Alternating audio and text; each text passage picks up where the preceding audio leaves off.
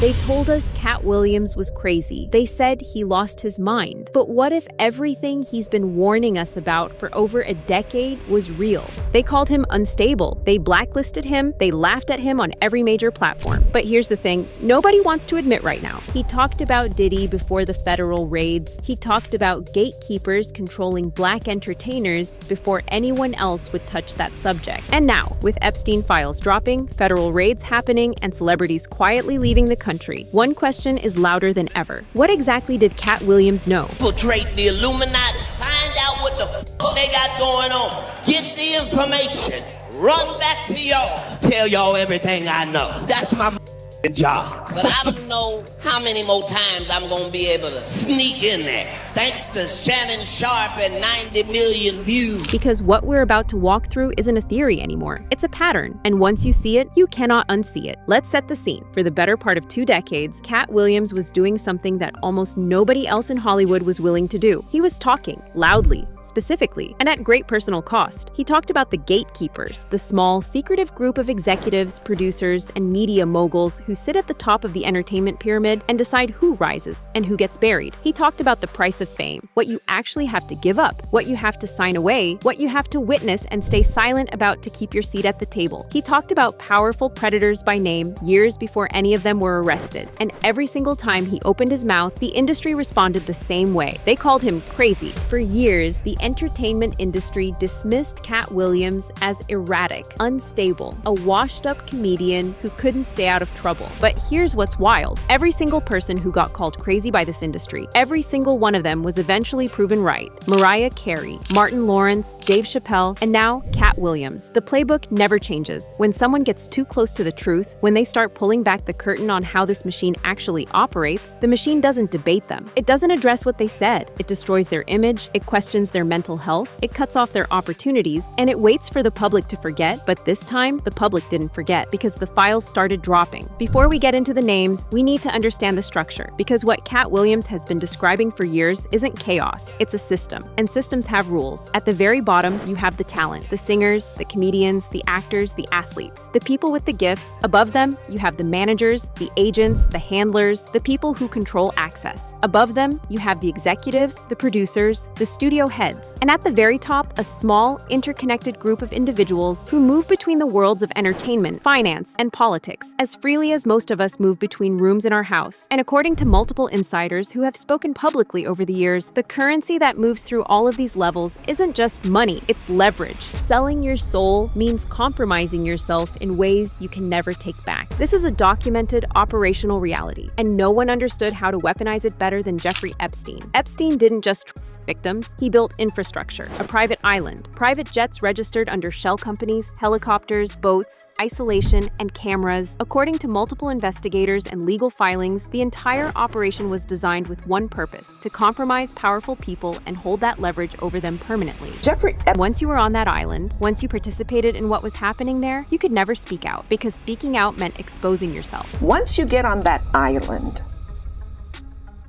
how do you get off? This is exactly what Katt Williams has been pointing at for years. The trap isn't just metaphorical, it was a physical location, an island in the middle of the ocean. And the people who visited it, politicians, princes, billionaires, and yes, entertainment figures, they didn't just leave that island clean, they left compromised. Now, let's talk about the names, because this is where things get really uncomfortable. Katt Williams didn't just talk about a faceless, nameless system, he named the gatekeepers. He identified specific individuals who he believed were central to maintaining and protecting this network of power. And when you cross-reference those names with what we now know from court documents, from federal investigations, from official testimony, the picture that emerges is impossible to ignore. Let's start with Oprah Winfrey. Oprah has spent decades positioning herself as the moral authority of American media, the empowerment queen, the woman who built an empire on lifting people up. But Katt Williams and others have pointed out a pattern that is genuinely difficult to explain away. Every major predator exposed in the last decade, Oprah knew them personally. roommate. Professionally, publicly, Harvey Weinstein. Oprah was photographed with him repeatedly, called him a friend, championed his films, and the entertainment industry, which is a very small world, watched all of this in real time. That was singer Seal. He posted that publicly after the Weinstein scandal broke, alongside a photo of Oprah with Weinstein. And he followed it up by noting, sarcastically, that Oprah had heard the rumors, but somehow had no idea what was really happening. Now, here's what makes Katt's position so interesting. He didn't just criticize Oprah for her associations. He identified her as a gatekeeper, someone who controls access in the Black entertainment community specifically, someone who decides which stories get told, which careers get elevated, and which people get quietly sidelined. And when Dave Chappelle, one of the most successful comedians in history, walked away from a $50 million deal because he saw the trap being set, who showed up to question his sanity on national television? Bigger than money, though, Dave. It's so much bigger than money. Oh, no, what? Katt Williams has been saying this for years. When you reject what they're offering, they don't come after you with lawyers first. They come after you with narratives. They make you look unstable. They make the public doubt you before you can make the public believe you. And Dave saw it coming. And they wait for the baboon. The baboon comes, sticks his hand in the hole, grabs the salt. Salt makes his hand bigger, and he's trapped. He can't get his hand out. Now, if he's smart, all he does is let go of the salt. Baboon doesn't want to let go of the salt. The salt is the money, the fame, the celebrity, and once you grab it, they own you. Dave let go. Katt never grabbed it on their terms, and both of them paid the price for it. Now let's talk about Ellen DeGeneres giveaways, the feel-good format. If you had a problem with Ellen, you were the problem. But the cracks started showing in 2020 when employees of The Ellen Show began speaking publicly about what was happening behind the cameras. The word that kept coming up wasn't just difficult. It was fear. Staff described an environment where intimidation was normalized, where speaking up meant being pushed out, where the public-facing warmth was the complete opposite of the internal reality. Then came something that no PR team could spin: the timing. Ghislaine Maxwell was convicted in June of 2022 and sentenced to 20 years in federal prison for her role in Epstein's operation. She was the recruiter, the one who identified vulnerable young people, positioned Epstein as a savior, and funneled victims into the network. Her stories have changed so many times about what happens, when it happens, how it happens, with different versions. And each time she speaks, there's a different version. Within months of Maxwell's sentencing, Ellen shut down her show, a show generating hundreds of millions of dollars annually. Gone. Just like that. Katt Williams has a very specific view on moments like these. TMZ is reporting when Twitch left his home the day before his suicide, he took an Uber to a motel about a mile away. At the motel, he switched his phone to airplane mode so no one could reach him. The motel manager says he checked in under his own name and never left his room.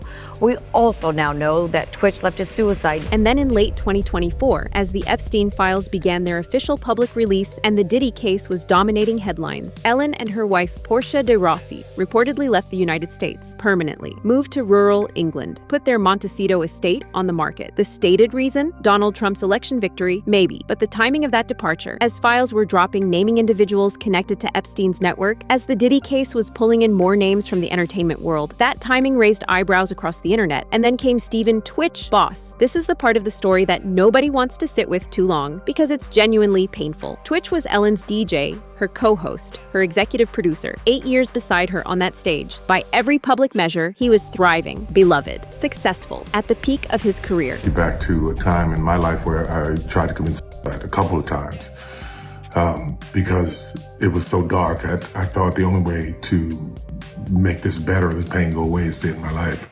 Had any of those attempts happened, I would have missed the best part. On December 13th, 2022, Stephen Twitch Boss took his life. He was 40 years old. According to reports, he left a note. The specific contents of that note have never been fully disclosed publicly, but the conversation online and among people who followed The Ellen Show closely kept returning to the same question. What did Twitch know? What did he see in 8 years behind the scenes of one of the most watched shows on television? Katt Williams has addressed this dynamic directly, not Twitch specifically, but the weight of what it means to be inside a system that operates the way Hollywood operates, and to have to present a happy face to the world while carrying what you've witnessed. Yeah, not only that, I think that there's, sacrifices going on every day in Los Angeles. Tyler Perry, who has spoken openly about his own darkest moments, echoed this understanding. Now, let's talk about what Katt Williams was actually pointing at when he talked about Hollywood's dark rituals, because this is the part that sounds the most outlandish until you start reading the actual court documents. Katt wasn't talking about supernatural ceremonies. He was talking about something far more sinister and far more documented: the deliberate, systematic degradation of people, the filming of powerful individuals in compromising situations, the use of that footage as a permanent leash, and the normalization, the slow, deliberate normalization of behavior that should never be normalized. I don't want to say names because I don't want to get sued,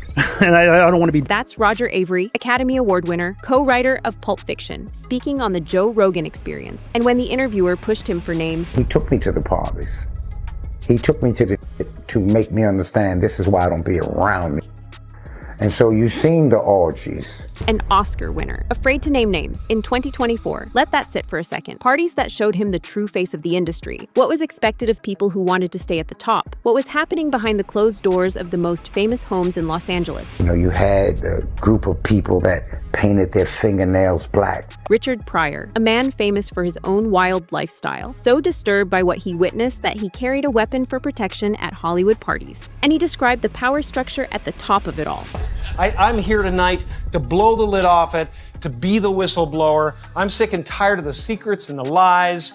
It is the secret symbol of the Illuminati, and you're a part of it. This was 50 years ago. The same rituals, the same cliques, the same system, the same silence. And in 2014, Jim Carrey tried to break that silence in a way that most people dismissed as performance. There is no list. I'm not aware of any blackmail. I never heard that. I never saw it, and I never imagined it. Everyone laughed. The host played along. The clip got labeled as Jim being Jim. But this is the same man who has spoken at length about the emptiness of Hollywood fame, about the darkness underneath the glamour, about achieving everything the industry promises and finding it hollow. Maybe he wasn't joking. Maybe, like Katt, like Pryor, like Chappelle, he was trying to tell us something, using humor as a shield, because saying it straight would cost him everything. Let's talk about what the release files actually show, because the Epstein story isn't just about one man. It's about a network, and that network touched every level of power in this country. More than 400 powerful individuals from around the world have been identified in connection with Epstein's operation. Flight manifests, bank records, emails, surveillance footage, and yet the names that matter most, the ones at the very top of the chain, remain largely protected. Hundreds of thousands of documents are still redacted, and Maxwell herself, in her post-conviction interview, revealed exactly how she intends to play this. Chris Tucker goes, yeah, I did go on that flight, but we went to Africa and I went with a bunch of diplomats. I didn't know who Epstein. No list, no blackmail, no knowledge. And yet, the emails obtained by Bloomberg News show Maxwell organizing visits to Epstein's inner circle. The surveillance tapes document what happened on that island. The bank records show the financial flows. The flight manifests, confirmed by passengers themselves, show who was on those planes. Chris Tucker confirmed it directly. Epstein, Weinstein, these guys knew what these extremists liked and provided it, and provided the way for you to to have $1 billion and not create a fantasy island type environment. Has not existed throughout history. Chris Tucker just confirmed the flight logs are real. He confirmed he was on Epstein's plane. His explanation may be entirely truthful. Maybe he genuinely didn't know. But what his confirmation does is remove any remaining doubt that the lists exist, that the flights happened, and that the network was real. And here's what Katt Williams has been saying about exactly this dynamic, about the way the system keeps its secrets. Suppliers, that's the word. Epstein and Weinstein weren't isolated bad actors who happened to know each other.